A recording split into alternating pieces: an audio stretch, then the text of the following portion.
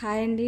ఈ కువైట్ వాళ్ళు ఆడవాళ్ళు అయితే ఎక్కువ శాతం ఇంట్లో అయితే తక్కువ అండి ఉండేది. ఎక్కువ శాతం బయట షాపింగ్లకని వాళ్ళ అమ్మగారి ఇంటికని అక్కడికని ఇక్కడికని తిరుగుతూనే ఉంటారు. ఒక్కొక్కరు పెద్ద ఏజ్ వాళ్ళు అయితే ఎక్కడికి వెళ్ళరు. కానీ రోజు మా పని మనిషికి నాకు జరిగే డిస్కషన్ మీతో షేర్ చేసుకోవాలనుకుంటున్నాను. నేనైతే పొద్దున్నే రావగానే నేను బట్టలు అయితే వాషింగ్ మిషన్లో వేసుకుంటాను. తనైతే పిల్లని తీసుకొని మా అమ్మ బాగా వస్తుంది, బయటకు వచ్చి ఈరోజు ఏం వంట చేయాలన్నది చెప్తుంది. ఒక రోజు నేను బయటికి వెళ్తున్నానని చెప్తుంది. ఒకవేళ వెళ్ళకపోతే కనుక నేను వెళ్ళట్లేదు, ఇంట్లోనే ఉంటానని చెప్తుంది.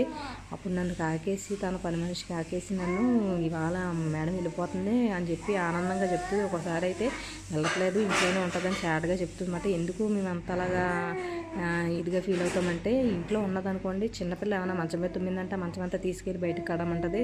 చిన్నదేమైనా తన కళ్ళ ముందు జరిగినా పెద్ద మొత్తం ఇల్లంతా తీయించేసి బయట వేసేస్తుందండి. అందుకని కొంచెం మాకు భయం.